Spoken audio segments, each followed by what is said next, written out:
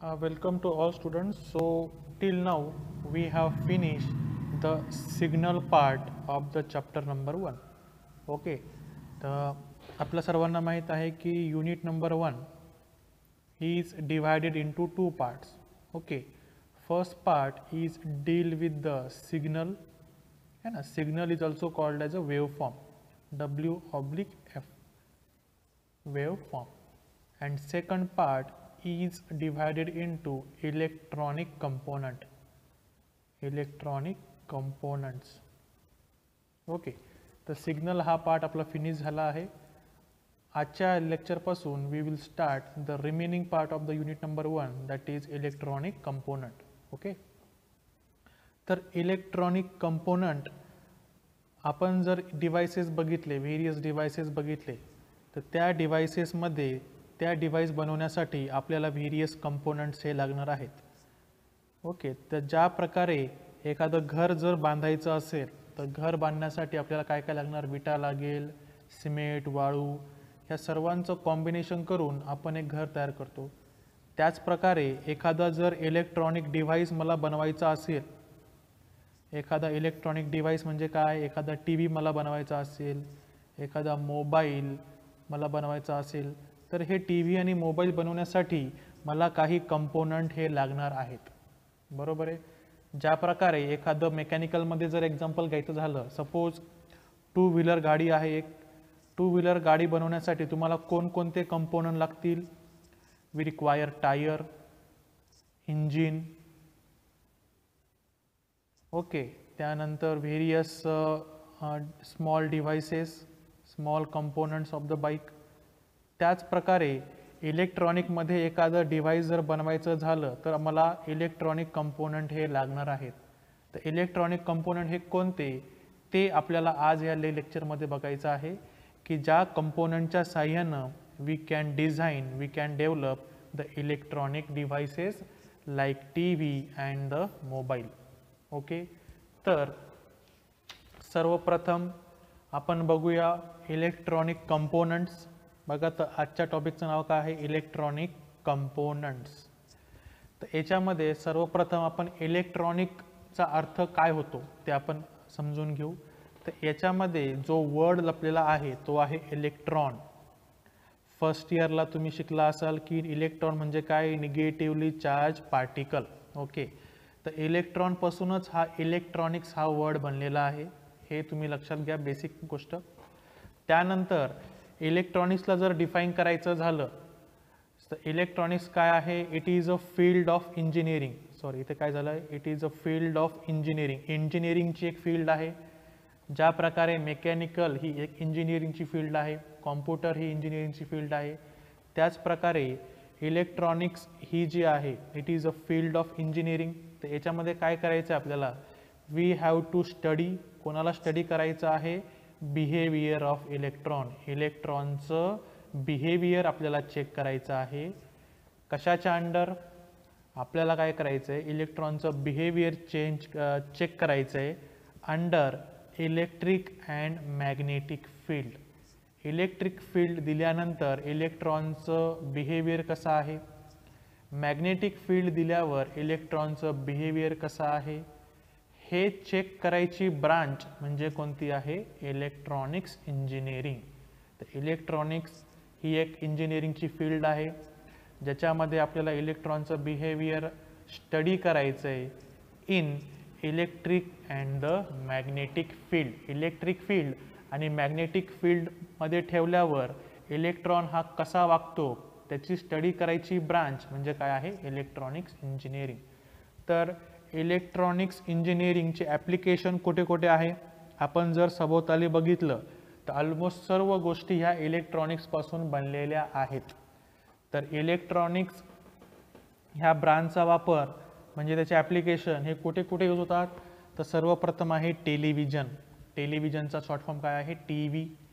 आपल्या सर्वांकडे मोबाईल आहे, तर मोबाईलमध्ये जी टेक्नॉलॉजी यूज केली आहे ती टेक्नॉलॉजी कोणती आहे, इलेक्ट्रॉनिक्स टेक्नॉलॉजी. त्यानंतर आपल्या घरामध्ये, आपल्या लॅबमध्ये खूप सारे इन्स्ट्रुमेंट्स आहेत. ते इन्स्ट्रुमेंट पण कशाच्या साह्याने आपण बनवले आहेत, तर this instruments are made up with the using electronic technique. त्यानंतर ऑटोमोबाईल इंजिनिअरिंगमध्ये पण, ऑटोमोबाईल इंडस्ट्रीमध्ये पण आपण इलेक्ट्रॉनिक ही टेक्निक यूज करतो. ऑटोमोबाईल इंडस्ट्रीमध्ये पण इलेक्ट्रॉनिक्सचा यूज केला जातो. त्यानंतर मेडिकल क्षेत्रामध्ये म्हणजे एक्स-रे मशीन असेल, MRI मशीन असेल, कोणती पण मशीन येऊ द्या, तर मेडिकल इंडस्ट्रीमध्ये पण इलेक्ट्रॉनिक्सचा यूज हा केला जातो. त्यानंतर कॉम्प्युटर्समध्ये पण जे चिप असतात, स्मॉल चिप्स, त्याच्यामध्ये पण त्या चिप्स पण आपण इलेक्ट्रॉनिक टेक्निकच्या साहाय्याने ह्या बनवलेल्या आहेत. डिफेन्समध्ये म्हणजे आपल्या आर्मी झालं, नेव्ही झालं, एअरफोर्स झालं, तर ह्या डिफेन्स क्षेत्रामध्ये पण इलेक्ट्रॉनिक्सचा यूज हा आपल्याला दिसून येतो. आणि त्यानंतर सॅटेलाईट कम्युनिकेशनमध्ये जसं आपण बघतो इस्रो, तर इस्रो ह्या ऑर्गनायझेशनमध्ये पण सॅटेलाईट कम्युनिकेशन करण्यासाठी इलेक्ट्रॉनिक्स ह्या ब्रांचचा यूज हा केला जातो. ओके, तर आपण आज बघितलं की इलेक्ट्रॉनिक्स म्हणजे काय. इलेक्ट्रॉनिक्स म्हणजे इलेक्ट्रॉनचं स्टडी केव्हा इलेक्ट्रिक आणि मॅग्नेटिक फील्डमध्ये. ॲप्लिकेशन कुठे आहे, TV, mobile, instrument, automobile industry, medical, computer, defence and the satellite. Okay, तर ह्या इलेक्ट्रॉनिक टेक्निकच्या हेल्पने आपल्याला डिव्हाइस बनवायचे आहेत आणि हे डिव्हाइस बनवण्यासाठी आपल्याला कोणाची गरज लागणार आहे, इलेक्ट्रॉनिक कंपोनंटची गरज ही लागणार आहे. तर इलेक्ट्रॉनिक कंपोनंट हे आपल्याला लागतात कशासाठी, TV बनवण्यासाठी. ओके, तर TV जर आपण खोललं तर त्याच्यामध्ये छोटे छोटे कंपाऊंड असतात, चिप्स असतात. तर हे चिप्स, हे छोटे छोटे कंपोनंट्स म्हणजे कोणते आहेत, इलेक्ट्रॉनिक कंपोनंट. मोबाईलला जर पण आपण उघडून बघितलं तर मोबाईलमध्ये काय असते, IC असते. तुम्ही नाव ऐकलंय का, IC. त्यानंतर छोटे छोटे कंपोनंट त्याच्यावर ठेवलेले असतात. तर हे कंपोनंट म्हणजेच आपले कोणते आहेत, इलेक्ट्रॉनिक कंपोनंट्स आहेत. तर ते आपल्याला आज ह्या लेक्चरमध्ये आपल्याला त्याची तोंड ओळख करून घ्यायची आहे. तर इलेक्ट्रॉनिक डिव्हाइस बनवण्यासाठी जे कंपोनंट आपल्याला लागणार आहेत, इलेक्ट्रॉनिक डिव्हाइस बनवण्यासाठी जे कंपोनंट आपल्याला लागणार आहेत, ते कंपोनंट म्हणजे कोणते आहेत, इलेक्ट्रॉनिक कंपोनंट आहेत. तर हे इलेक्ट्रॉनिक कंपोनंटचं टाइप्स आपण आज ह्या लेक्चरमध्ये बघणार आहोत. तर electronic component are divided into 2 type. एक आहे ॲक्टिव्ह कंपोनंट, दुसरं आहे पॅसिव्ह कंपोनंट. लक्षात येतंय. पहिलं आहे active. Active means it is doing something. आपण म्हणतो की हा ॲक्टिव्ह मुलगा आहे, म्हणजे काय की तो प्रत्येक गोष्टीमध्ये स्वतःहून सहभाग घेऊन ती गोष्ट पार पाडतो, म्हणजे इट इज डुईंग समथिंग, त्याला आपण म्हणतो ॲक्टिव्हनेस. त्याचप्रकारे electronic component are divided into 2 type. Active म्हणजे तो काहीतरी काम करतोय आणि पॅसिव्ह म्हणजे जो काहीच काम करत नाही, त्याचं काहीच काम नाही आहे, असं आपण त्याला लक्षात ठेवूया ट्रिक. तर electronic component divided into 2 type, active component and the passive component. आज फक्त नावं लक्षात ठेवायची. ॲक्टिव्ह कंपोनंटमध्ये पण 2 प्रकार. एक आहेत इलेक्ट्रॉनिक ट्यूब. जुन्या काळामध्ये ही टेक्निक आपण यूज करत होतो, सध्या ही टेक्निक आपण यूज करत नाही आहे. तरी पण क्लासिफिकेशन बघताना आपण याचं नाव लक्षात ठेवायचं आहे. तर active component again classified into 2 types, electronic tubes आणि दुसरं आहे सेमी कंडक्टर डिव्हाइसेस. तर सेमी कंडक्टर मटेरियलपासून जे डिव्हाइस बनवले त्याचं नाव काय आहे, सेमी कंडक्टर डिव्हाइसेस.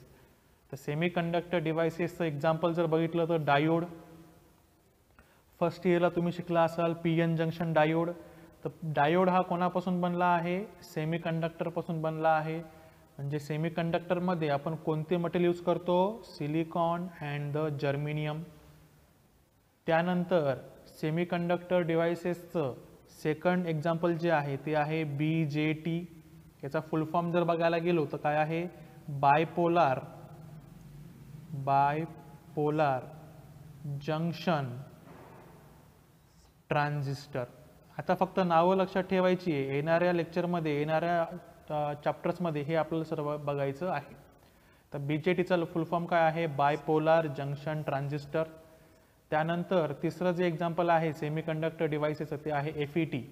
FETचा फुल फॉर्म आहे फील्ड इफेक्ट ट्रान्झिस्टर. दोन्ही पण ट्रान्झिस्टरचे टाईप आहे, पण त्याच्यामध्ये एक डिफरन्स जो आहे तो आपल्याला तिसऱ्या युनिटमध्ये बघायचा आहे. ओके, तर दुसऱ्या युनिटमध्ये आपल्याला बघायचे आहे डायोड्स. आणि तिसऱ्या युनिटमध्ये आपल्याला बघायचं आहे ट्रान्झिस्टर, त्याच्यामध्ये आपल्याला बघायचं आहे BJT. ओके, तर आतापर्यंत आपण काय म्हणलं की इलेक्ट्रॉनिक कंपोनंटचे दोन प्रकार, ॲक्टिव्ह आणि पॅसिव्ह. ॲक्टिव्हमध्ये पण इलेक्ट्रॉनिक ट्यूब हा एक प्रकार, दुसरा आहे सेमी कंडक्टर डिव्हायसेस, त्याच्यामध्ये डायोड आलं, BJT आलं आणि FET आलं. त्यानंतर पॅसिव्हचे फक्त तीनच एक्झाम्पल लक्षात ठेवायचे आहे, तिथे तीनच टाईप आहे. एक आहे रेजिस्टर, त्याला आपण सिम्बॉल म्हणजे त्याला इंडिकेट करतो R, कॅपिटल R, रेजिस्टर. त्यानंतर आहे इंडक्टर.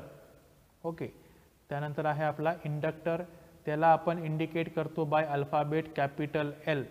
लक्षात ठेवा, आपल्याला पुढे हे सविस्तर बघायचं आहे. त्यानंतर पॅसिव्ह कंपोनंट जो आहे तो आहे कॅपॅसिटर, त्याला आपण इंडिकेट करतो कॅपिटल अल्फाबेट C.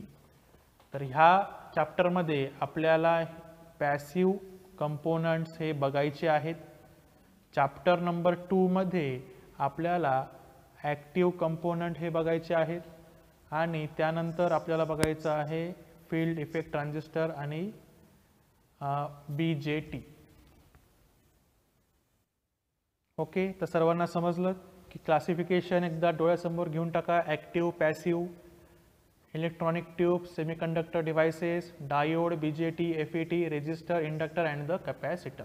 ओके, त्यानंतर हे इलेक्ट्रॉनिक कंपोनंट बनवण्यासाठी आपण कोणकोणते मटेरियल हे यूज करायचे आहेत. तर मटेरियलमध्ये तुम्ही फर्स्ट इयरला शिकला असाल की मटेरियलमध्ये we can use conductor, we can use semiconductor and we can use insulator. कंडक्टरमध्ये काय आहे की करंट हा इझिली फ्लो होतो. इन्सुलेटरमध्ये किती पण व्होल्टेज अप्लाय केलं तर करंट हा फ्लो होत नाही. पण सेमीकंडक्टर असा स्पेशल मटेरियल आहे की ज्याच्यामध्ये आपण करंट हा कंट्रोल करू शकतो. लक्षात घ्या, कंट्रोल्ड करू शकतो. म्हणून इलेक्ट्रॉनिक डिव्हायसेस बनवताना आपण सर्वात जास्त कोणता मटेरियल यूज करतो? Semi conductor material. का? कारण की कंडक्टरमध्ये जर व्होल्टेज अप्लाय केलं तर करंट हा कंट्रोल करता येत नाही. इन्सुलेटरमध्ये व्होल्टेज अप्लाय केलं तर करंटच फ्लो होत नाही. तर उरला आपल्याकडे काय? Semi conductor. त्याच्यामध्ये व्होल्टेज अप्लाय केल्यावर करंट हा आपण कंट्रोल करू शकतो. तर कंट्रोल तो कसा करणार आपण? With the help of doping. आठवतोय सर्वांना? डोपिंग म्हणजे काय की सिलिकॉन आणि जर्मेनियममध्ये आपण इम्प्युरिटी ह्या ॲड करतो. ओके, त्याच्यामध्ये आपण बाहेरून आयटम हे ॲड करणार आहोत, त्याला आपण काय म्हणतो? डोपिंग. तर डोपिंगच्या साहाय्यानं सेमीकंडक्टरमध्ये आपण करंट हा कंट्रोल करू शकतो. म्हणून जेवढे पण इलेक्ट्रॉनिक कंपोनंट आहे मोस्ट ऑफ द ते कशापासून बनले आहेत? सेमीकंडक्टरपासून बनलेले आहेत. तर याच्यामध्ये काही मटेरियल हे कंडक्टरपासून बनले आहेत, काही मटेरियल सेमीकंडक्टरपासून बनले आहेत आणि काही मटेरियल इन्सुलेटरपासून बनलेले आहेत. तर नेक्स्ट लेक्चरमध्ये आपण बघणार आहोत ॲक्टिव्ह कंपोनंट आणि पॅसिव्ह कंपोनंट मधला डिफरन्स काय आहे, मेन दोघांमधला फरक काय आहे ते आपण बघूया. आणि त्यानंतर आपण बघूया passive component 1 by 1, resistor, inductor and the capacitor. तर आजच्या पुरतं एवढंच. सर्वांनी एकदा काळजीपूर्वक व्हिडिओ बघून घ्यायचा आहे, नोट्स तयार करायच्या आहेत आणि येत्या 1-2 दिवसामध्ये आपण आपली क्लास टेस्ट ही घेणार आहोत. Okay, thank you very much.